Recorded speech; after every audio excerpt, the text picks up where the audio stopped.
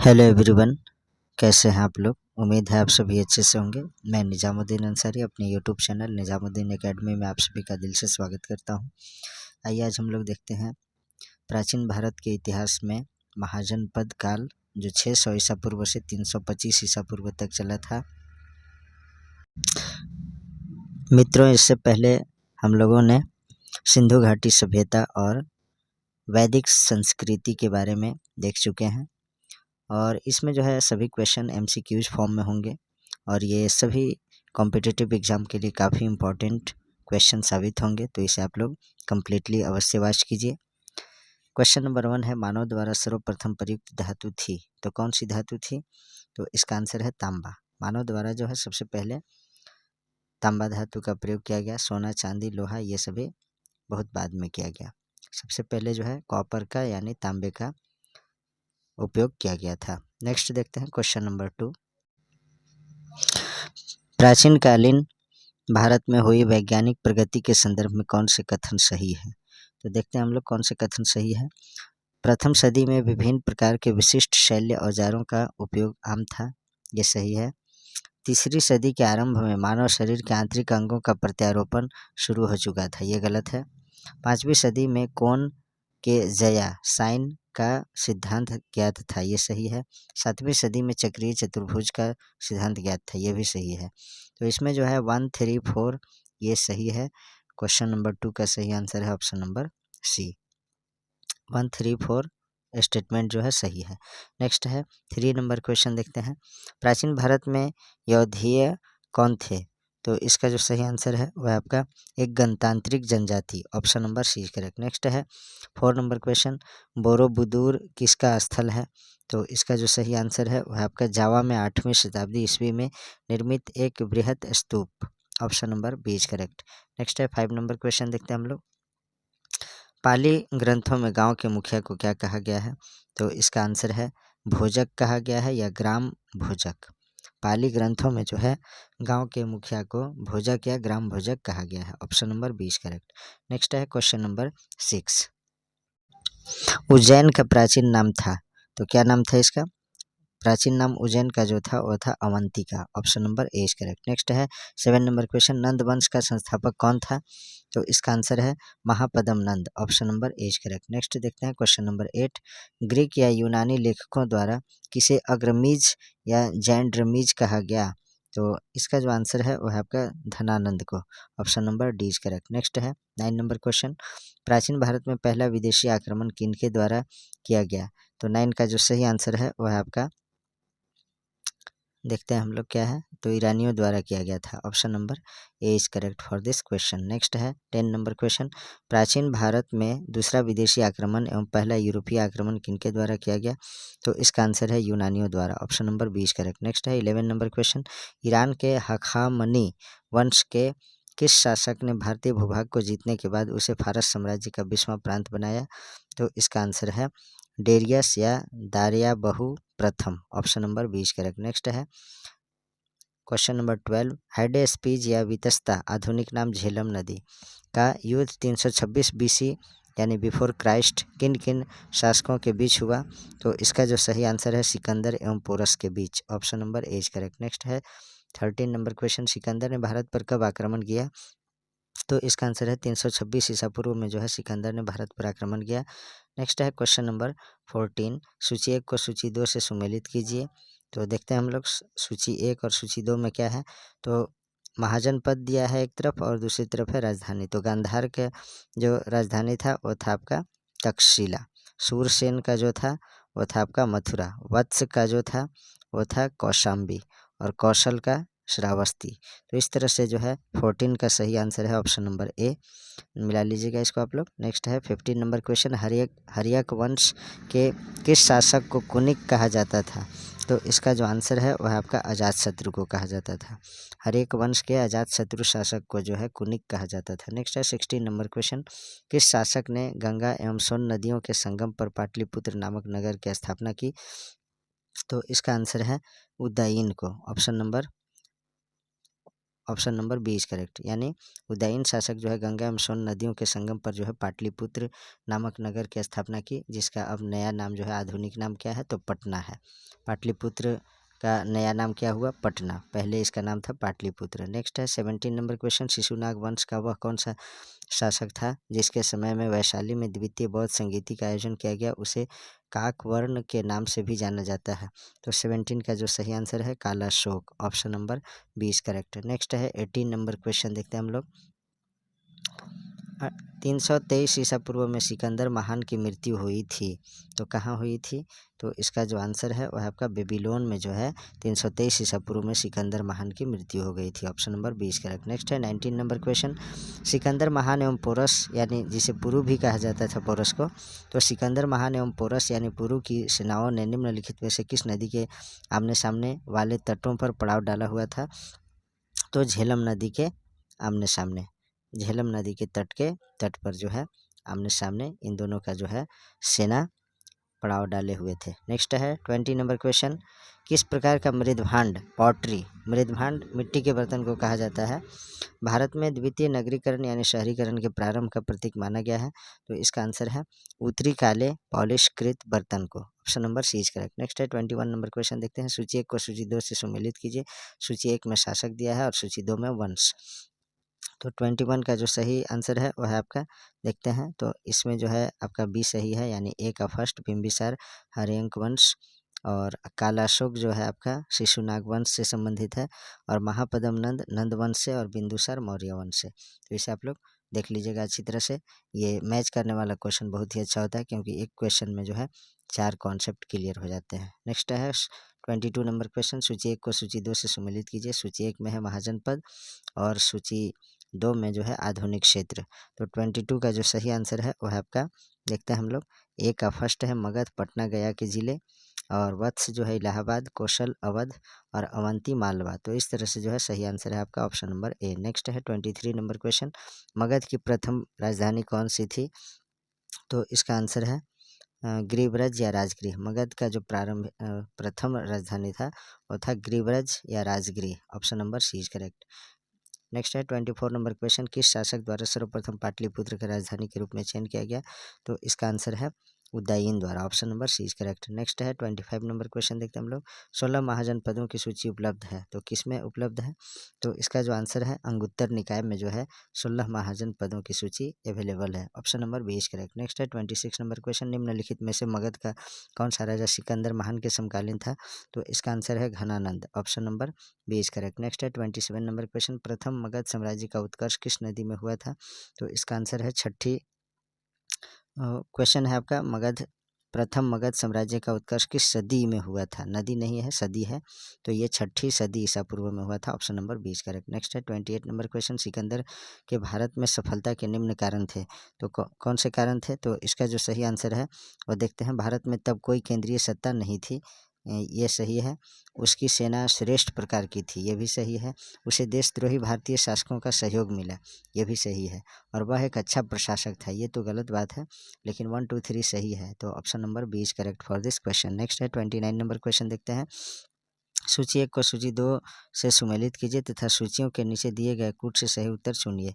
तो इसमें देखते हैं हम लोग, तो सूची 1 में जो है राजा है और सूची 2 में राज्य है, तो इसका मिलाते हैं हम लोग, प्रद्योत जो है ये अवंती से संबंधित है, और उदयन जो है उदयन आपका वत्स से संबंधित है, और प्रसेनजीत जो है कौशल से संबंधित है, अजातशत्रु अवंती से संबंधित है, तो इसका जो अजातशत्रु जो है मगध से संबंधित है, तो इस तरह से इसका जो है ऑप्शन नंबर सी सही होगा, इसको आप लोग मैच कीजिएगा, ए का 3 और बी का 2 और सी का 4 डी का 1। नेक्स्ट देखते हैं क्वेश्चन नंबर 30, अभिलेखीय साक्ष्य से प्रकट होता है कि नंद राजा के आदेश से एक नहर खोदी गई थी, तो 30 का जो आंसर है वह आपका कलिंग में खोदी गई थी, option number C is correct. Next है 31 नंबर क्वेश्चन, पहला ईरानी शासक जिसका भारत के कुछ गणराज्य के साथ युद्ध रहा, तो कौन सा था, तो 31 का सही आंसर है Darius, option number C is correct. Next है 32 नंबर क्वेश्चन, मगध के राजा अजातशत्रु का सदैव किस गणराज्य के साथ युद्ध रहा, तो 32 का जो आंसर है वह है आपका वज्जी संघ यानी वैशाली से, option number A is correct. Next है 32 के बाद 33 नंबर क्वेश्चन देखते हैं हम लोग, वजी संघ के विरुद्ध मगध राज्य के किस शासक ने प्रथम बार रथ मुसल, एक ऐसा रथ जिसमें गदा जैसा हथियार जुड़ा था, तथा महाशिला कंटक यानी पत्थर फेंकने वाला एक युद्ध यंत्र नामक गुप्त हथियारों का प्रयोग किया? तो इसका जो सही आंसर है अजात शत्रु ने किया था। Option number A is correct. Next है 34 नंबर क्वेश्चन, नंद वंश का अंतिम सम्राट कौन था? तो इसका आंसर है 34 का वो है आपका ऑप्शन नंबर बी यानी Ghananand. Option number B is correct, यानी नंद वंश का जो अंतिम शासक था घनानंद था। Option number B is correct. Next है 35 नंबर क्वेश्चन, भारत में सिक्कों यानी मुद्रा का प्रचलन कब हुआ था? तो इसका आंसर है 600 ईसा पूर्व में। Option number C is correct. Next है 36 नंबर क्वेश्चन, निम्न राजाओं पर विचार कीजिए। पहला अजातशत्रु, दूसरा बिंदुसार, तीसरा प्रसेनजीत। इनमें से कौन कौन युद्ध के समकालीन थे? तो इसका आंसर है 1 और 3 जो है युद्ध के समकालीन थे, यानी पहला और तीसरा अजातशत्रु और प्रसेनजीत। तो ऑप्शन नंबर सी सही होगा। नेक्स्ट है 37 नंबर क्वेश्चन देखते हैं। 37 में है आपका 6ठी सदी ईसा पूर्व के दौरान बड़े राज्यों के उदय का मुख्य कारण क्या था?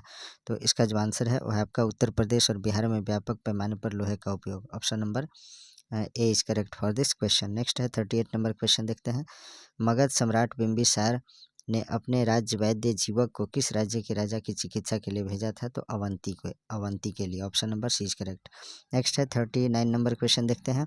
किस शासक ने अवंती को जीतकर मगध का हिस्सा बना दिया? तो Shishunaga. Option number C is correct. Next है 40 नंबर क्वेश्चन देखें। किस सम्राट ने अंग का विलय अपने राज्य में कर लिया? तो बिंबिसार ने। Option number A is correct. Next है 41 नंबर क्वेश्चन, शिशुनाग ने किस राज्य का विलय मगध साम्राज्य में नहीं किया?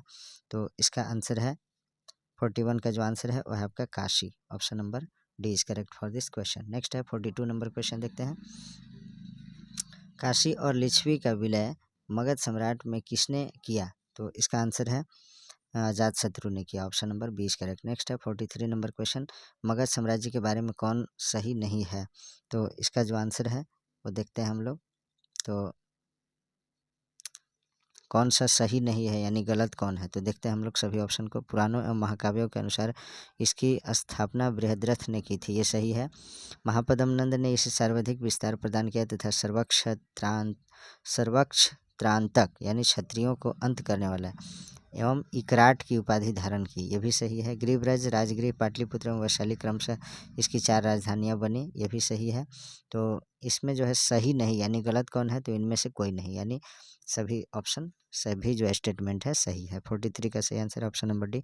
44 नंबर क्वेश्चन देखते हैं हम लोग। सिकंदर के आक्रमण के समय उत्तर भारत पर निम्नलिखित राजवंशों में किस एक का शासन था? तो नंद वंश का, नंद का। Option number A is correct. Next है 45 नंबर क्वेश्चन, निम्नलिखित में से कौन सा एक ईसा पूर्व 6ठी सदी के प्रारंभ में भारत का सर्वाधिक शक्तिशाली नगर राज्य था? तो इसका जो आंसर है वह है आपका Magadh. Option number D is correct. Next है 46 नंबर क्वेश्चन, निम्नलिखित में से कौन कौन से भारत पर ईरानी आक्रमण के प्रभाव के रूप में माने जाते हैं? तो 46 का जो आंसर है वो देखते हैं हम लोग। खरोष्टी लिपि का प्रचार, ये सही है।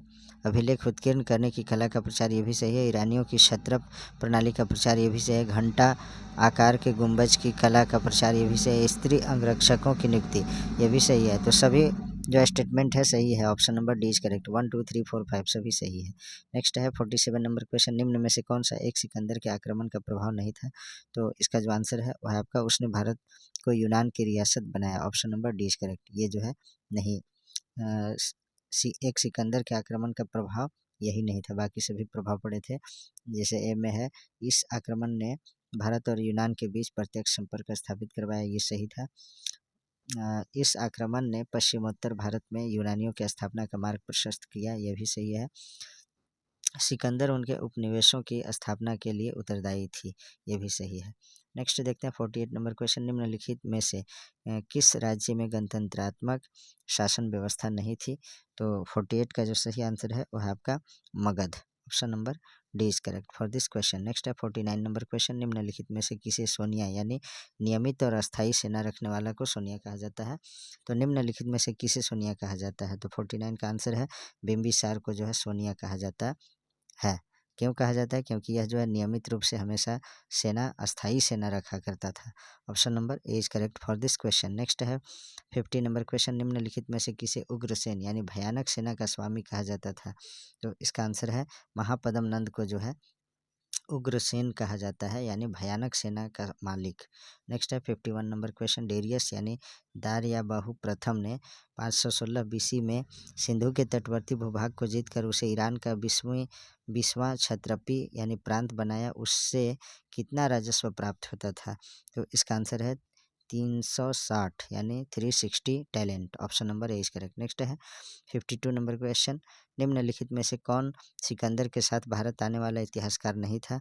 तो इसका जो आंसर है वो है आपका ग्राम भोजक, सॉरी हेरोडोटस जो है ये सिकंदर के साथ आने वाला इतिहासकार नहीं था। बाकी निरियाकस और एनासिक्रिटिस और एरिस्टोबुलस ये सभी जो है इतिहासकार थे और ये सिकंदर के साथ भारत आए थे। हेरोडोटस भारत सिकंदर के साथ नहीं आया था। नेक्स्ट है 53 नंबर क्वेश्चन, महाजनपद काल में श्रेणियों के संचालक को कहा जाता था, तो क्या कहा जाता था? इसका आंसर है श्रेष्ठीन कहा जाता था। Option number A is correct. Next है 54 नंबर क्वेश्चन, गृहपति का अर्थ होता है, तो क्या होता है? तो इसका जो सही आंसर है गृहपति का अर्थ होता है वो होता है धनी किसान।